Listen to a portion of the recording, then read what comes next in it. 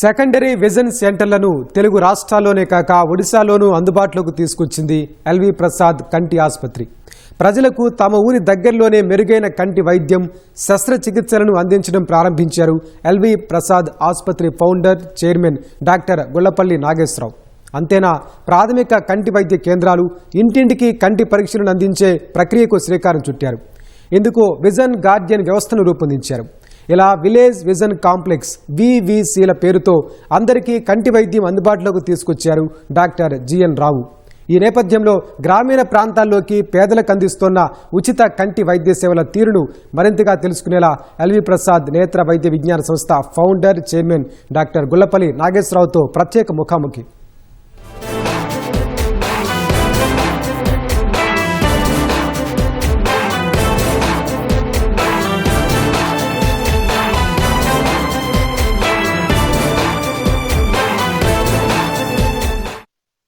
సరైన ఆహారం లేకపోవడం, అవగాహన లేకపోవడం, స్క్రీన్ టైం పెరగడం, ఇలా కారణాలు ఏవైనా ఇటీవలి కాలంలో కంటి సమస్యలు చాలా ఎక్కువగా పెరుగుతున్నాయి. అయితే కంటి సమస్య ఎంత పెరిగినప్పటికీ కూడా తీవ్రమైన అనారోగ్యం కాదు అన్న ఉద్దేశంతో చాలామంది అశ్రద్ధ చేస్తూ ఉంటారు.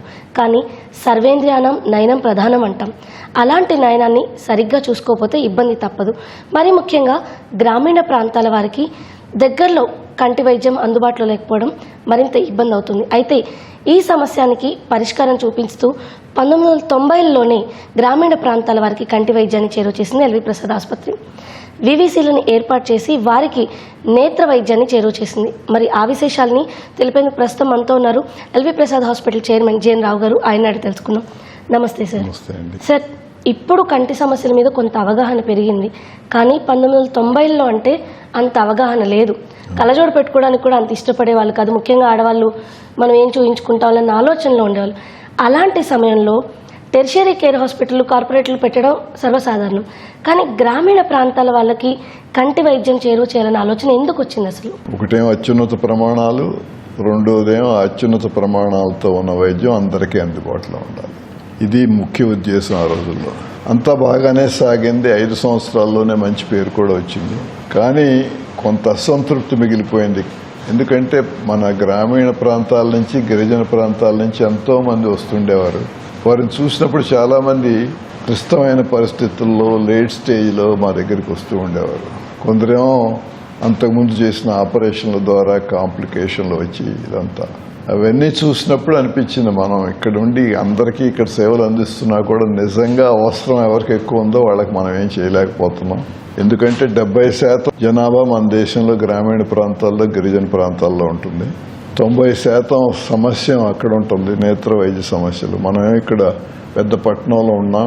మనం ఎంత అందించినా వాళ్ళు అందరూ ఇక్కడికి రాలేరు. కాబట్టి ఇంకేదన్నా చేయాలి అని, అది ఎలా చేయాలి అని ఆలోచించి కొందరు మిత్రులు అంతర్జాతీయ సంస్థలకి ఇక్కడ ఇండియాలో వాళ్ళు అధిపతుల్లాగా ఉండేవారు. వారి సహకారంతో, వారి ప్రోత్సాహంతో గ్రామీణ ప్రాంతాల్లోకి వెళ్ళి ఒక మోడల్ సృష్టించాలి. గ్రామీణ ప్రాంతాల్లో కూడా అత్యున్నత ప్రమాణాలతో సమగ్రమైన నేత్ర వైద్యం ఎలా అందించవచ్చు. సమగ్రం అంటే నివారణ కార్యక్రమాలు, అన్ని రకాల చికిత్స. మూడోది, ఎవరికైతే మేము మందుల ద్వారా, ఆపరేషన్ ద్వారా చూపు తిరిగి ఇవ్వలేమో వారికి రీహాబిలిటేషన్ ట్రైనింగ్, అంటే పునరావాస శిక్షణ. ఈ 3 కలిపి గ్రామీణ ప్రాంతాల్లో కూడా మంచి ప్రమాణాలతో నేత్ర వైద్య సంస్థ ఎలా స్థాపించాలి అనే ఆలోచన.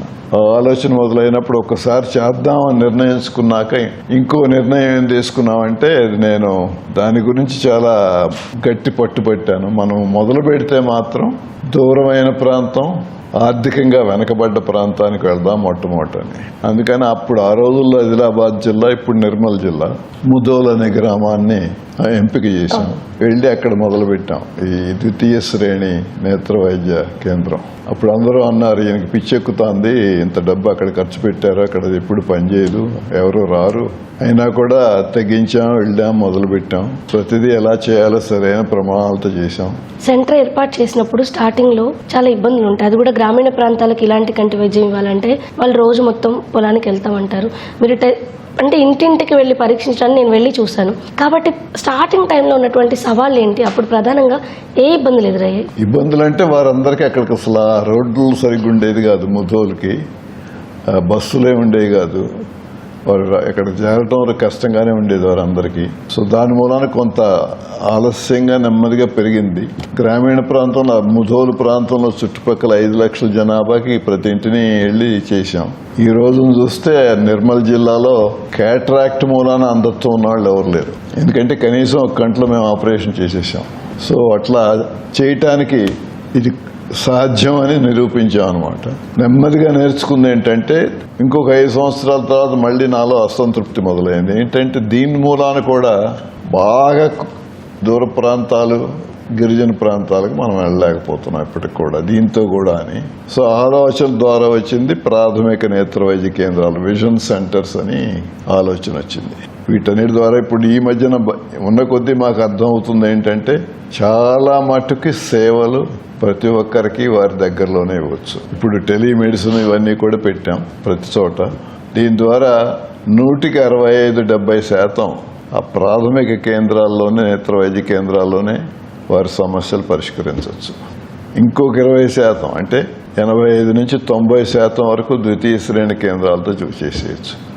ఒక్క 10% సమస్యలకే వాళ్ళు నిజంగా ఈ పట్టణాలకు రావాల్సిన అవసరం ఉంటుంది. సార్, అయితే ఇప్పుడు మీ సెంటర్ ద్వారా ఎంతో మందికి సేవలు చేస్తారు, ఎన్నో రకాల కంటి ఆరోగ్య సమస్యల మీద అవగాహన కల్పించారు. అయితే ఇటీవల కాలంలో మనం గమనిస్తే డయాబెటిక్ రెటినోపతి సమస్య బాగా పెరుగుతుంది.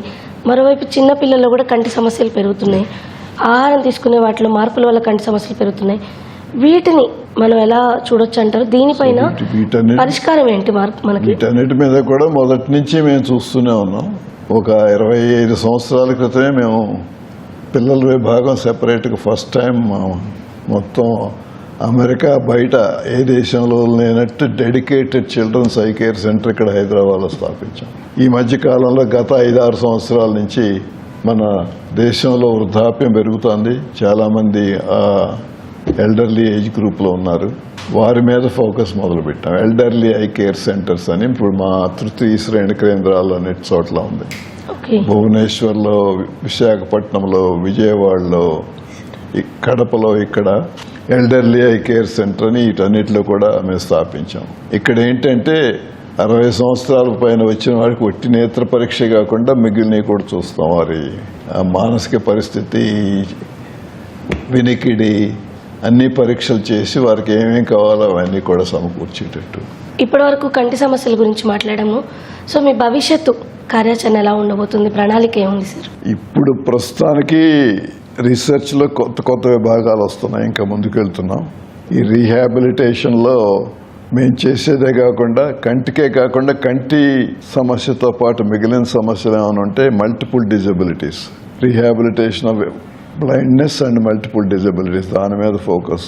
ఇప్పుడు మేము అమరావతిలో కార్యక్రమం మొదలు పెట్టబోతున్నాం. అలాగే అమరావతిలో కూడా ఇటు రీహాబిలిటేషన్ మీద పెద్ద ఫోకస్ పెట్టి, అంతేకాకుండా ఆంధ్రప్రదేశ్ ప్రభుత్వంతో చర్చలైన ముఖ్యమంత్రి గారితో కూడా ఆ పర్కిన్స్ స్కూల్ ఫర్ ద బ్లైండ్ అని అమెరికాలో చాలా ప్రఖ్యాతిగాంచిన రీహాబిలిటేషన్ ఇన్స్టిట్యూట్ బోస్టన్లో ఉంటుంది. వారిని కూడా తీసుకొచ్చి పరిచయం చేసాం వారికి. వారి ద్వారా అమరావతి పట్టణం కొత్తగా కడుతున్నారు కాబట్టి ఆ పట్టణాన్ని ఒక మోడల్గా ఎలా తయారు చేయొచ్చు, కంటి చూపు సరిగ్గా లేని వాళ్ళకి, వినికిడి సరిగ్గా లేని వాళ్ళకి, వాళ్ళ రోడ్ల మీద వెళ్తుంటే వాళ్ళకి ఏం సేఫ్టీ ప్రాబ్లం లేకుండా ఏం చేయాలి, disability friendly city, first model in the country లాగా అటువంటి చేయాలని గవర్నమెంట్ వారికి చెప్పాము మేము. వారు కలిసి పనిచేస్తున్నారు. అలాగే అక్కడ institute for digital I health అని దాంట్లో ఏఐ అన్నీ వస్తూ ఉంటాయి. అలాగే అనేక కార్యక్రమాలు ఆలోచిస్తున్నాం. ఇప్పుడు మాకు విజయవాడలో ఆల్రెడీ ఒక కేంద్రం, తృతీయ శ్రేణి కేంద్రం. ఇటుపక్క ఏలూరు దగ్గర ఒకటి వస్తుంది కొత్తగా. అక్కడ దమయంతి గారని రిటైర్డ్ ఐఏఎస్ ఆఫీసర్, వారు మాకు ఒక 11 ఎకరాల ఆవిడ ఆస్తిని దానం చేశారు. అక్కడ ఇటుపక్క అమరావతి, మధ్యలో విజయవాడ, ఈ 3 కలిపి సెంట్రల్ ఆంధ్రప్రదేశ్ ప్రాజెక్ట్ అని పెద్ద ఆలోచనలో ఉన్నాం ప్రస్తుతం. Thank you so much. So ఇది గ్రామీణ ప్రాంతాల వారికి సైతం నాణ్యమైన వైద్యం, కంటి వైద్యం అందాలి. అసలు ఎక్కడున్నా, మీరున్న ప్రాంతంతో సంబంధం లేదు, మీ ఆర్థిక స్తోమతతో సంబంధం లేదు, ప్రతి ఒక్కరికి కూడా నాణ్యమైన కంటి వైద్యం పొందే హక్కు ఉంది. అలాంటి దాన్ని మనం అందించగలం అన్న విషయాన్ని నిరూపించడానికి తాము ఈ ప్రయత్నం చేస్తామని, ప్రతి ఒక్కరు కూడా మంచి వైద్యాన్ని తమ వైపు నుంచి అందిస్తున్నాము అని చెప్తున్నారు రావు గారు. కెమెరా పర్సన్ చిరంజీవితో రమ్య, ఈటీవీ న్యూస్, హైదరాబాద్.